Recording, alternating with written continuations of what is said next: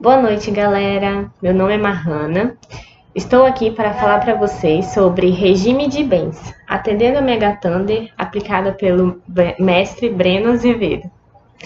Então, vou começar falando sobre o conceito e a principiologia do regime de bens, passando também pelo regime legal supletivo e o regime legal obrigatório, e falando sobre a administração dos bens no casamento, e em seguida, e finalmente, falando sobre os tipos de regime no casamento.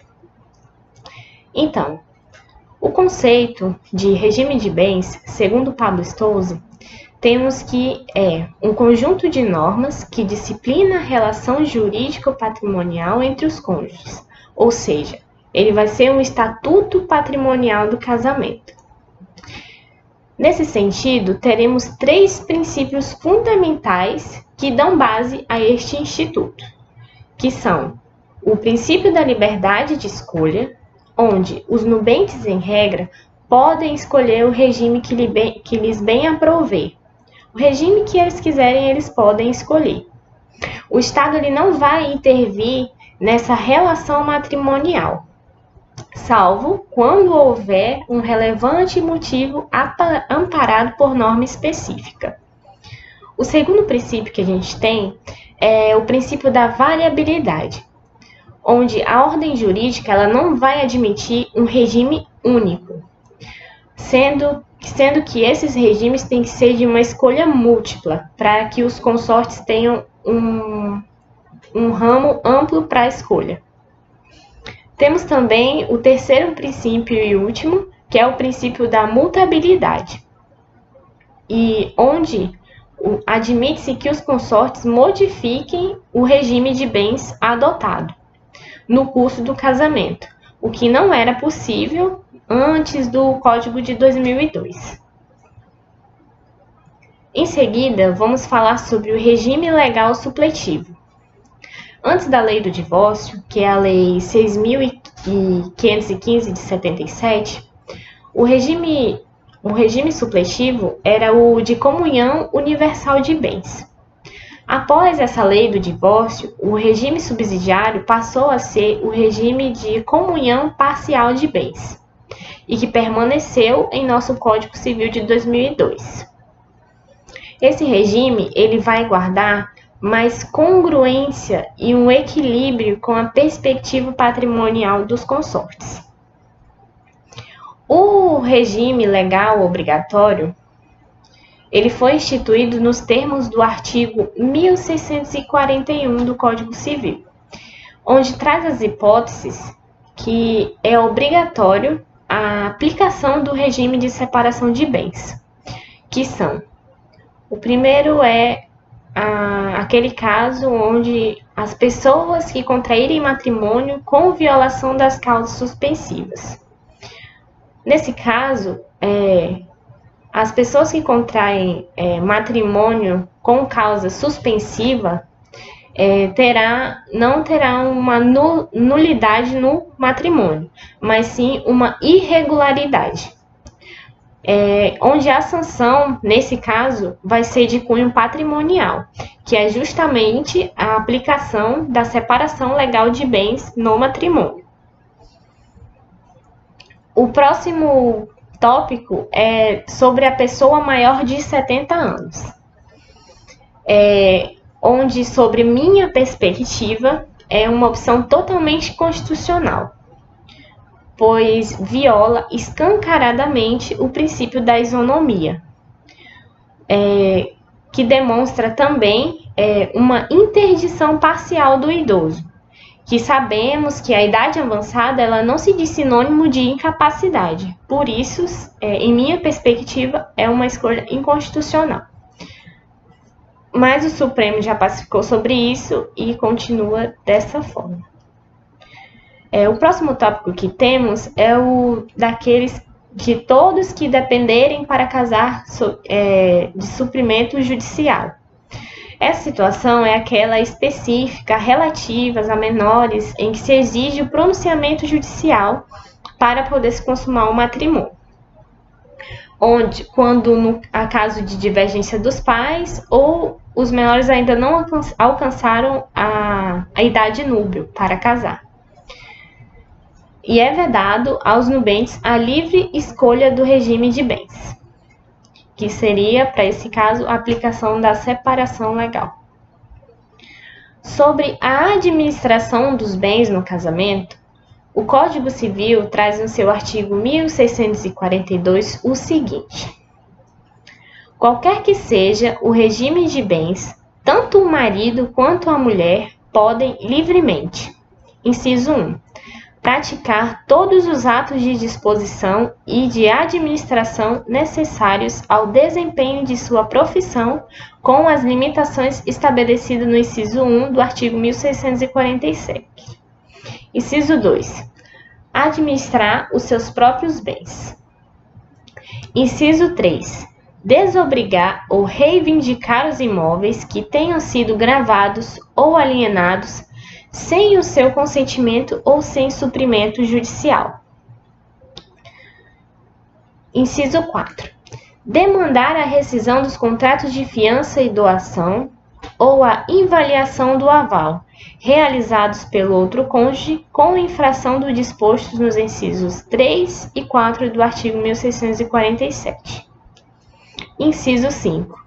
Reivindicar os bens comuns, móveis ou imóveis, doados ou transferidos pelo outro cônjuge ao concubino, desde que provado que os bens não foram adquiridos pelo esforço comum destes, se o casal estiver separado de fato por mais de 5 anos.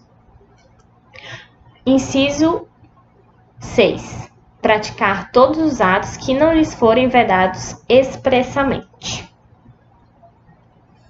O artigo 1643 traz o rol do que os cônjuges podem fazer independentemente de autorização um do outro, que diz, artigo 1643, podem os cônjuges, independentemente de autorização um do outro, inciso 1, comprar, ainda a crédito, as coisas necessárias à economia doméstica.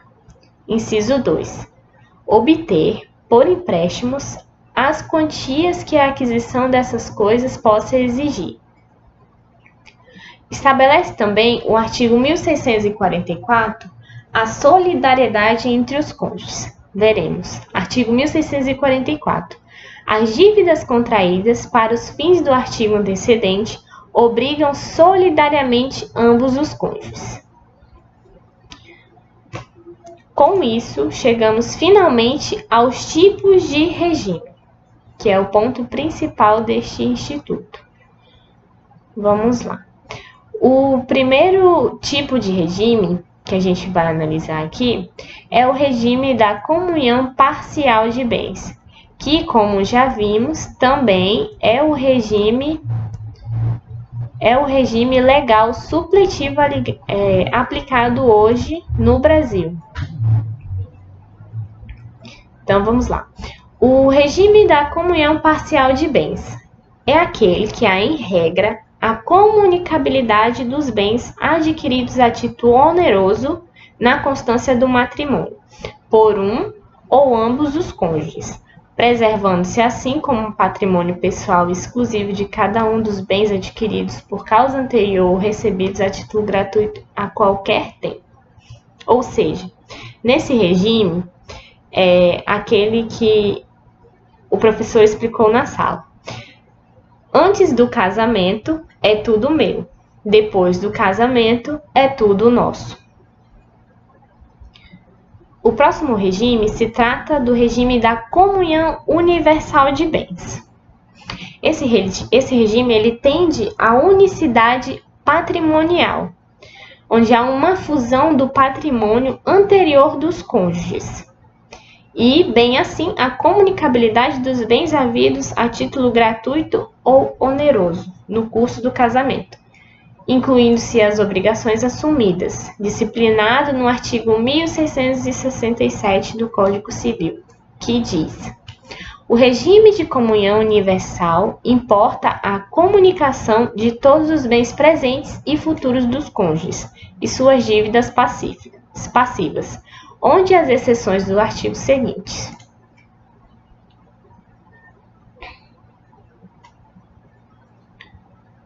Nesse regime também temos as opções onde são excluídos da comunhão do regime. Os bens que são excluídos da comunhão desse regime, que é o artigo 1668, que diz: são excluídos da comunhão, inciso 1, os bens doados ou herdados com a cláusula de incomunicabilidade e os subrogados em seu lugar. Inciso 2, os bens gravados de fideicomisso e o direito do herdeiro fideicomissário, antes da realização da condição suspensiva. Inciso 3, as dívidas anteriores ao casamento, salvo se provierem de despesas com seus aprestos ou reverterem em proveito comum. Inciso 4, as doações antinupciais feitas por um dos cônjuges ao outro com a cláusula de comunicabilidade.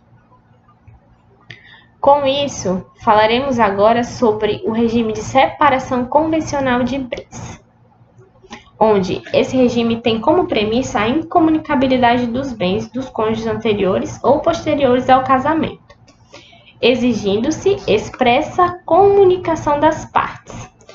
Esse regime está previsto no artigo 1687 do Código Civil, que diz: estipulada a separação de bens, estes permanecerão sob administração exclusiva de cada um dos cônjuges, que poderá livremente alienar ou gravar de ônus real. E por fim, chegamos ao último regime aplicado no Brasil, que é a participação final nos aquestos. Esse regime, ele é muito, apesar de ser aplicado e considerado legal no Brasil, ele é muito pouco aplicado. Por esse regime, entendemos que durante o casamento, cada cônjuge possui um patrimônio próprio e a administração exclusiva dos seus bens, cabendo-lhes, no entanto, à época da dissolução da sociedade conjugal, direito de meação sobre os bens aquestos onerosamente adquiridos pelo próprio casal. Então é isso, espero que tenham gostado. Tchau, tchau!